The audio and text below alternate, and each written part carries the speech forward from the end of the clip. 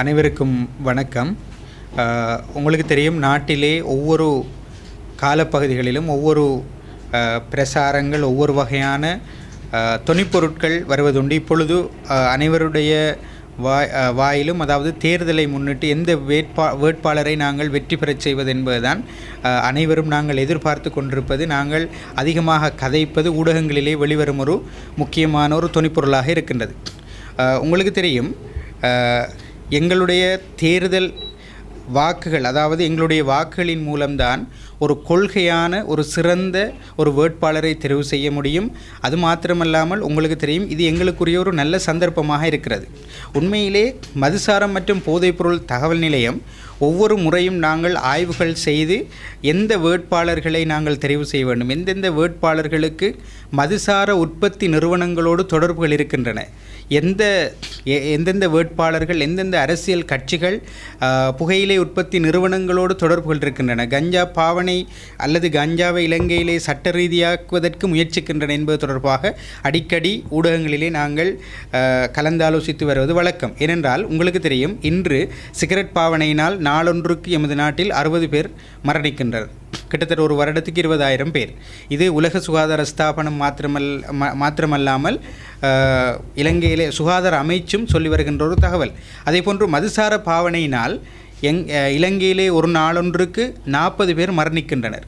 எனவே கிட்டத்தட்ட 100 பேர் இலங்கையிலே மரணிக்கின்ற ஒரு கொடிய வியாபாரமே இந்த சிகரெட் மற்றும் மதுசார பாவனை. இன்னும் ஏனைய போதைப்பொருள் பாவனைகளுக்கு சிறுவர்கள், இளைஞர்களை பழக்குவதற்கு ஏனைய வியாபாரிகள், மோசடி வியாபாரிகள் முயற்சி செய்து கொண்டு வருகின்றார்கள். எனவே இந்த சந்தர்ப்பத்திலே நாங்கள் என்ன செய்ய வேண்டும்? ஒவ்வொரு கிராமங்களிலே சென்று நாங்கள் அதாவது போதைப்பொருள் தடுப்பு செயற்திட்டங்களை மேற்கொள்கின்ற பொழுது சடுதியாக பாவனை குறைகின்றன. ஆனால் சில கொள்கைகள், இதற்கு ஆதரவான சில கொள்கைகள் மதுசார நிறுவனங்களுக்கு, சிகரெட் உற்பத்தி நிறுவனங்களுக்கு, அதே போன்று ஏனைய போதைப் பொருளை ஊக்குவிக்கின்ற சக்திகளுக்கு சாதகமான கொள்கைகள் உருவாக்கப்படுகின்ற பொழுது இந்த பாவனை சடுதியாக அதிகரிக்கின்றன. அதே போன்று தான் இப்பொழுது எங்களுக்கு இருக்கின்ற நல்ல சந்தர்ப்பம். நாங்கள் எவ்வாறானவர்களை நாங்கள் தெரிவு செய்ய வேண்டும் என்று சிந்திக்கின்ற நேரம், ஒரு மதுசார பாவனையை குறைப்பதற்கு, சிகரெட் உற்பத்தி நிறுவனங்களோடு தொடர்புகளை வைத்திருக்காத, சிகரெட் பாவனையை குறைக்கும், பீடி பாவனையை குறைக்கின்ற, அதே போன்று ஏனைய போதைப் பொருள்கள் பாவனையை குறைக்கின்ற அரசியல் கட்சிகளை நாங்கள் தெரிவு செய்ய வேண்டும். ஏனென்றால் உங்களுக்கு தெரியும், நாளொன்றுக்கு இலங்கையிலேயே கிட்டத்தட்ட 60 கோடி மதுசாரத்துக்காக வெளியிலே செல்கின்றது, சிகரெட்டுக்காக வெளியிலே செல்கின்றது. அதே போன்று மதுசாரத்துக்காகவும் நிதர்சனாதன் புள்ளிபுறவு எங்களை சொல்லுவார். எனவே நாங்கள் இங்கு குறிப்பிடுகின்றது என்னவென்றால், ஒரு சிறந்த கொள்கைகளை உருவாக்குகின்ற அரசியல் கட்சிகளை தெரிவு செய்ய வேண்டும். அதே போன்று சிறந்த கொள்கைகளை உருவாக்க வேண்டும். பாருங்கள், இன்னும் சிலர் நினைத்து கொண்டிருக்கின்றார்கள், இந்த அரசாங்கத்தை கொண்டு நடத்துவதற்கு சிகரெட் உற்பத்தி நிறுவனங்கள், மதுசார உற்பத்தி நிறுவனங்கள் தான் அதிகமான பங்களிப்பை செய்கின்றது என்று. ஆனால் உங்களுக்கு தெரியும்,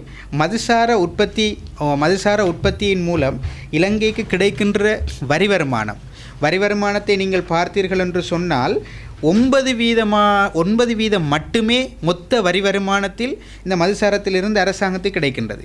புகைப்பொருளில் இருந்து கிடைக்கின்ற வரி வருமானம் 6% மட்டும். ஆனால் மொத்தமாக 15%. ஆனால் அதிகமானவர்கள் சொல்வது என்ன? அதிகமான வரி வருமானங்கள் வருவது இந்த புகைப்பொருள் உற்பத்தி நிறுவனங்களினாலும் மதுசார உற்பத்தி நிறுவனங்களினாலும்.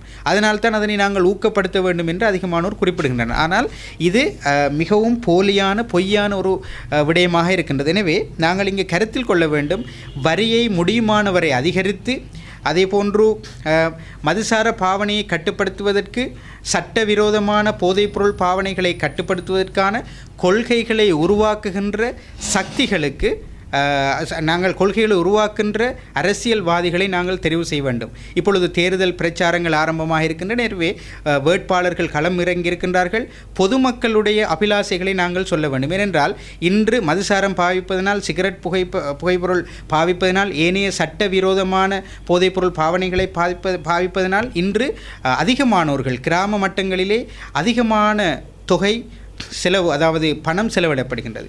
சுகாதாரத்துக்கு பெரிதும் அச்சுறுத்தலாக அமைகின்றது. இன்னும் பிள்ளைகளின் கல்வி நிலை பாதிக்கப்படுகின்றன. புதிதாக இளைஞர்களை, சிறுவர்களை ஏமாற்றுவதற்கு உற்பத்தி நிறுவனங்கள் பணம் கொடுத்து முயற்சிகளை மேற்கொள்கின்றார்கள். எனவே இது ஒரு சிறந்த சந்தர்ப்பம். இவற்றை எங்களுடைய வேட்பாளர்களுக்கு தெரிவித்து எதிர்காலத்திலே சிறந்த கொள்கைகளை உருவாக்கி இலங்கையிலே மதுசார உற்பத்தி நிறுவனங்கள், அதேபோன்று சிகரெட் உற்பத்தி நிறுவனங்கள், ஏனைய போதைப்பொருள் மோசடி வியாபாரிகளின் தலையீடுகளிலிருந்து அவர்களை பாதுகாப்பதற்கு அனைவரும் ஒத்துழைக்க வேண்டும் என மதுசாரம் மற்றும் போதைப்பொருள் தகவல் நிலையம் கேட்டுக்கொள்கின்றது. இந்த தேர்தல் கால பகுதிகளிலே பல்வேறு விடயங்கள் தொடர்பாக நாங்கள் கருத்தில் கொள்ள வேண்டும். அதாவது எவ்வாறான வேட்பாளரை எமது தலைவராக தேர்ந்தெடுத்துக் கொள்ள வேண்டும் என்பது தொடர்பாக. ஆகவே இந்த தேர்தல் பிரச்சார காலங்களில் மக்கள் மத்தியிலும் பல்வேறு வகையான விடயங்கள் அவர்களுக்கு தெரிவிக்க கூறும். ஆகவே எங்களாலும் கூட அவதானிக்கக்கூடியதாக இருக்கின்றது. இந்த சமூக வலைத்தளங்களில் செல்லும் சில விடயங்கள், சில கோரிக்கைகள் முன்வைக்கப்படுகின்றன. எமது வேட்பாளர்கள் வந்தால் இதனை செய்து தர வேண்டும் என்கின்ற பல்வேறு கோரிக்கைகள். ஆகவே இது போன்ற கோரிக்கைகளை மக்கள் மத்தியில் இருந்து வெளிவரும் பொழுது இந்த மதுசாரம் தொடர்பாகவும் புகைப்பொருள் தொடர்பாகவும் ஏனைய போதைப் பொருள் தொடர்பாகவும் இதனை கட்டுப்படுத்துவதற்கு எவ்வாறான விடயங்களை தமது வேட்பாளர் மேற்கொள்ள வேண்டும் என்கின்றது தொடர்பாகவும் அவர்கள் கோரிக்கைகளை முன்வைக்க வேண்டும் என்பதை நாங்கள் கேட்டுக்கொள்கின்றோம். அதே போன்று இந்த விலையேற்றம் தொடர்பாக, மதுசாரத்திற்கான விலையேற்றம் தொடர்பாக பல்வேறு கருத்துக்கள் காணப்படுகின்றது. அதிலும் கூட இந்த சமூக வலைத்தளங்களில் கடந்த வாரங்களாக வெளிவரும் ஒரு விடயம்தான் மதுசாரத்திற்கான விலையை குறைக்க வேண்டும் என்கின்ற ஒரு விடயம். இது தொடர்பாக மதுவரி திணைக்களத்தின் ஆணையாளரின் ஒரு செய்தியும் கூட வெளிவந்திருந்தது. இந்த மதுசாரத்தின் விலை அதிகம், ஆகவே இந்த விலையை குறைக்க வேண்டும் என்கின்ற ஒரு கருத்து. இதன் உண்மை தன்மை தொடர்பாக நாங்கள் இங்கு கருத்து தெரிவிப்பதற்கு விரும்புகின்றோம். அதாவது கடந்த வருடம் 2023ஆம் ஆண்டு மதுசாரம் மற்றும் போதைப்பொருள் தகவல் நிலையமானது பொதுமக்கள் கருத்து கணிப்பு ஒன்றை மேற்கொண்டிருந்தது. அந்த கருத்து கணிப்பிற்கு இணங்க சுமார் 75% அதிகமான பொதுமக்கள் ஏனைய பொருட்களின் விலையை விட மதுசாரத்தின் விலை குறைவாக இருக்கின்றது, ஆகவே மதுசாரத்தின் விலை அதிகரிக்கப்பட வேண்டும் என்கின்ற ஒரு கருத்தை அவர்கள் தெரிவித்திருந்தார்கள். அதே போன்று இந்த பாவனையாளர்கள், மதுசாரம் பாவிக்கும் பாவனையாளர்களும் கூட சுமார் 73% அதிகமானோர் மதுசாரத்தின் விலையை அதிகரிப்பதற்கு ஒத்துழைத்திருந்தார்கள். அதே போன்று அவர்கள் அதிகரிக்க வேண்டும் என்கின்ற ஒரு கருத்தையும் கூட அவர்கள் கூறியிருந்தார்கள். இது மிக முக்கியமான ஒரு விடயம்.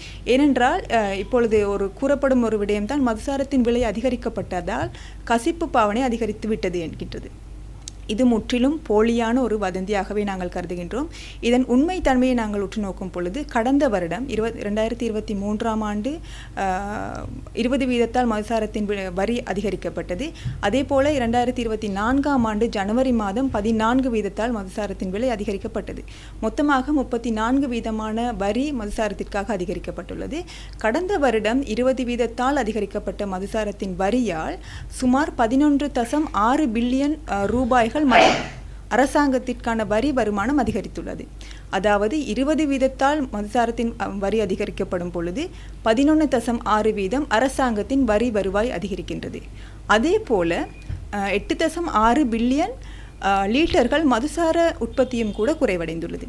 ஆகவே மதுசாரத்திற்கான விலையை அதிகரிக்கும் பொழுது அரசாங்கத்தின் லாபமும் அதிகரித்து மதுசார உற்பத்தி குறைவடைந்து அதன் பாவனை குறைவடைந்து அதனோடு காணப்படும் பிரச்சனைகளும் குறைவடைகின்றது என்பதை நாங்கள் இங்கு தெரிவித்துக் கொள்கின்றோம். ஆகவே இது போன்ற ஒரு போலியான விடயங்கள், மதுசாரத்தினால் மதுசார விலையை குறைக்க வேண்டும், இதனால் மக்கள் கசிப்பு பாவனைக்கு இட்டுச் செல்கின்றார்கள், இது போன்ற பல்வேறு போலியான கருத்துக்கள் சமூக வலைத்தளங்களில் மாத்திரமில்லாமல் சமூகங்களிலும் கூட காணப்படுகின்றது. ஆகவே இந்த போலியான விடயங்களை கோரிக்கைகளாக முன்வைக்காமல் எங்களுக்கு என்ன விடயங்கள் தேவை என்கின்ற விடயத்தை நாங்கள் நன்றாக யோசித்து தமது வேட்பாளர்கள் மத்தியில் நாங்கள் கோரிக்கைகளை முன்வைக்க வேண்டும். அதே போன்று இதனை கட்டுப்படுத்துவதற்காக நாங்கள் கோரிக்கைகளை முன்வைக்க வேண்டும் என்பதை நாங்கள் இங்கு கேட்டுக்கொள்வதோடு ரஹீம் அவர்களும் கூட குறிப்பிட்டிருந்தார், இன்று நாங்கள் பேசிக்கொண்டிருக்கும் இந்த சந்தர்ப்பத்திலும் எமது நாட்டிலிருந்து 121 கோடி என்கின்ற பெருந்தொகை சிகரெட்டிற்காகவும் சாராயத்திற்காகவும் பியர் பாவனைக்காகவும்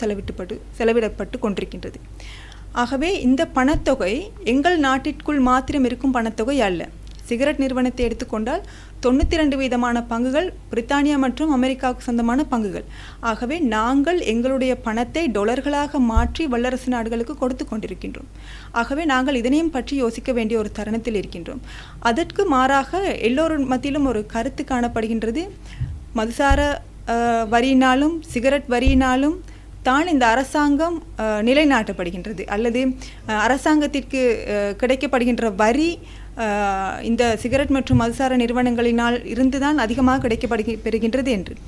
இதில் 2022ஆம் ஆண்டு மேற்கொள்ளப்பட்ட தரவு கணிப்பீட்டின்படி அரசாங்கத்திற்கு மதுசாரத்தினால் கிடைக்கப்பெற்ற வரி சுமார் 165 பில்லியன்கள்.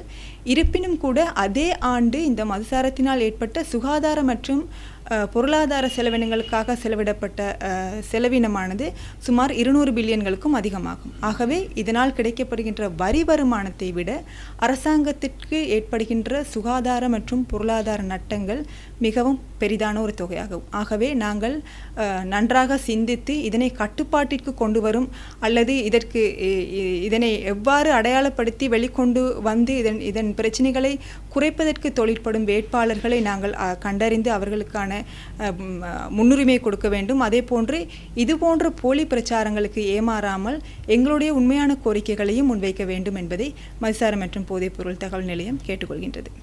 ரைட், எல்லாருக்கும் வணக்கம். நான் நினைக்கிறேன் எனக்கு முதல்ல கதைத்த 2 பேரும் ரஹீம் நிதர்சனா 2 பேருமே இந்த எவ்வாறான வேட்பாளர்களை தெரிவு செய்ய வேண்டும், இதனுடைய புள்ளி விவரங்கள், இப்பொழுது நாட்டில் இந்த போதைப்பொருள் பாவனை, மதுசாரம், சிகரெட், ஏனைய போதைப்பொருள் பாவனையினுடைய நிலவரங்கள் எவ்வாறு இருக்கின்றது, இது தொடர்பான புள்ளி விவரங்களுடன் உங்களோட கலந்துரையாடினார்கள்.